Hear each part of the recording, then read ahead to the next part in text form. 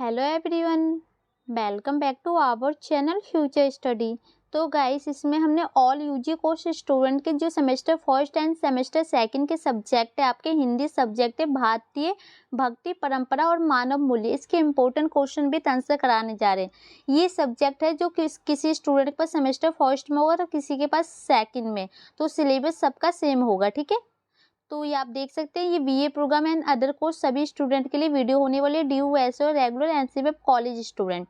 इसमें देखिए, इससे पहले एक हमने वीडियो अपलोड कर रखी जिसमें हमने आपको जो यूनिट आपका थर्ड है ना, उसके 4 इंपॉर्टेंट क्वेश्चन बनते जो कि हमने कंप्लीट करा चुके हैं। एक्सप्लेन कर सकते हैं इंपॉर्टेंट क्वेश्चन भी आंसर, ये चारों क्वेश्चन के हमने इससे पहले जो क्लासेस हमने फर्स्ट कराई है उसमें कर चुके हैं। उसका लिंक हम आपको डिस्क्रिप्शन बॉक्स में दे देंगे। इन सभी क्वेश्चन का आंसर आप वहाँ देख सकते हैं एक ही वीडियो के अंदर।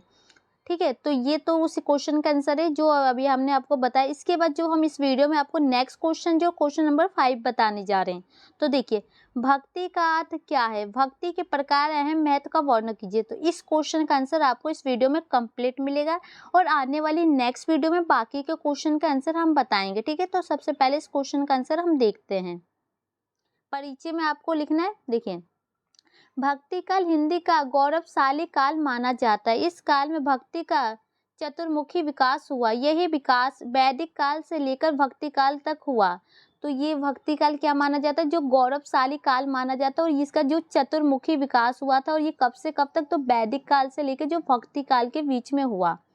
भक्ति काल का समय, जो इसका समय क्या माना जाता है, तो 1375 से 1700 तक माना जाता है। तो आपको यहाँ सन याद रखना है कि कितने से कितने के बीच में माना जाता है। इस कालखंड में भक्ति की ऐसी काव्यधारा वही कि उनके प्रभाव में हजारों भक्त बह गए। तो ये जो भक्ति काल है, जो मतलब कि हजारों भक्त होते हैं ना, जो इन्हीं भक्ति के अकॉर्डिंग कार्य करने लगे, इनमें बहुत ज्यादा घुल मिल गए। विद्वानों ने भगवान की सेवा को ईश्वर के प्रति प्रेम और अनुराग को भक्ति कहा। तो जो ईश्वर होता है, भगवान होते हैं, उनके प्रति जो प्रेम भावना होती है उसी को भक्ति कहा जाता है। आचार्य शुल्क ने तो श्रद्धा और प्रेम को भक्ति की संज्ञा दी है। हजारों संतों और भक्ति के आचार्यों में भक्ति का विचार करते हुए भक्ति को अपनी अपनी दृष्टि से भक्ति के दायरे में रखने का प्रयत्न किया है। तो जो आचार्य जी है, आचार्य शुल्क है, तो इन्होंने श्रद्धा और प्रेम को भक्ति की भावना संज्ञा दी है। तो सब अपने अकॉर्डिंग अलग अलग इनके जो दायरे रखते हैं, इनके सम्मान करते हैं। ठीक है, तो ये आपको समझ में आ गया, परिचय में लिखना है। अब इसके बाद देखिए, जो भक्ति का अर्थ, भक्ति शब्द की उत्पत्ति, तो इसकी जो उत्पत्ति है ब्रज धातु से हुई है, जिसका अर्थ है सेवा करना या भजन। तो मतलब जो भक्ति का क्या मतलब है कि किसी भी भगवान की हम सेवा करते हैं, उसकी भक्ति में निगुण होते हैं, या भजन गाते हैं, गीत संगीत जो होता है। ठीक है, अथवा श्रद्धा भी हो सकता है कि हम अपनी श्रद्धा भाव से किसी को सम्मान देते हैं। प्रेम पूरक इष्ट देवता के प्रतीक होती है, जो हमारे देवता होते हैं भगवान, उनके लिए हमारी प्रेम भावना होती है। व्यवसाय ने पूजा के अनुराग को भक्ति कहा है। भारतीय धार्मिक साहित्य में भक्ति का उदय वैदिक काल से ही दिखाई पड़ता है। तो जो भारतीय धार्मिक साहित्य, उसमें जो वैदिक काल है ना, जब से ही भक्ति का उदय दिखाई दिया। सरल शब्दों में हम कह सकते हैं कि हमारी आत्मा परमात्मा की दौड़ से बंध गई है। ईश्वर के प्रति निष्ठापूर्वक समाप्ति होने वाला सच्चा साधन ही भक्त है।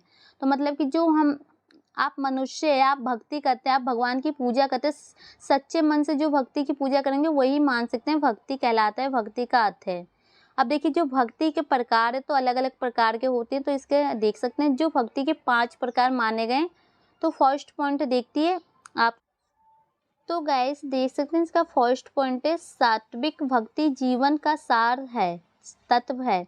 भक्ति का सात्विक अर्थ प्रेम होता है। अपने सभी कर्मों को परमात्मा में अपार कर देना। वेद की आज्ञा अनुसार सत्कर्म में निरंतर लगे रहना चाहिए, ऐसा मानने से निश्चित करके कर्म पूर्वक भक्ति करना ही सात्विक भक्ति है। मतलब कि आपको जो अपनी मन से, अपनी श्रद्धा भावना से भक्ति करते हैं, जो ही इसको कहते हैं।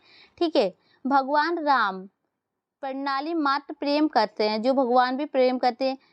राम जी का जीवन दिव्य दर्शन है, और आपको पता है जो दिव्य दर्शन था, ये बात आचार्य स्मृति शरण महाराजा ने शनिवार को श्री रामचरित मानव कथा के 8वें दिन कही। तो ये 8वें दिन इन्होंने कही थी, कौन, तो शनिवार के दिन महाराजा ने। ठीक है, उन्होंने कहा कि साबरी के मतरंग ऋषि ने अपनाया। यद्यपि ऋषियों ने सबरी के ऊपर दोषारोपण किया, लेकिन मतरंग ऋषि ने दीक्षा देकर सबरी को भक्ति भंग में शामिल किया, तो इनकी भक्ति की भावना जो होती है भंग हो जाती है। इसका नेक्स्ट पॉइंट है, इसका सेकंड पॉइंट है राजश्री, दूसरों को पीड़ा ना देकर अपनी ही कल्याण चाहने वाला, कामना से भरपूर, यश और भोग की लालसा से युक्त, फल पाने की इच्छा से श्रद्धा और पूर्वक की गई भक्ति राजश्री कहलाती है। तो मतलब ये सेकंड पॉइंट का मतलब है कि किसी को नुकसान पहुंचाए बिना अपनी कामना को पूरा करना, अपनी इच्छा को पूरा करना, अपनी श्रद्धा के द्वारा भक्ति जो की जाती है उसे राजश्री भक्ति कहलाती है। ठीक है। और तीसरी है तमसी मतलब तमसी बस जो भक्ति कौन सी होती है, दूसरों को दुख पहुंचाने के उद्देश्य से, मतलब कि जो दूसरे को दुख पहुंचाने के लिए क्रोध की जो भक्ति की तमसी कहलाती है। ठीक है। कि ये दूसरों का ये थर्ड पॉइंट है। इसका फोर्थ पॉइंट है निगुण उपासना पद्धति में ईश्वर के निगुण रूप की उपासना की जाती है। इसमें ईश्वर के निगुण रूप की उपासना की जाती है। हिंदू ग्रंथ में ईश्वर के निगुण और सगुण दोनों रूप हो, तो आपको पता है हिंदू जो धर्म है उसमें निगुण और सगुण दोनों रूप ईश्वर के पाए जाते हैं।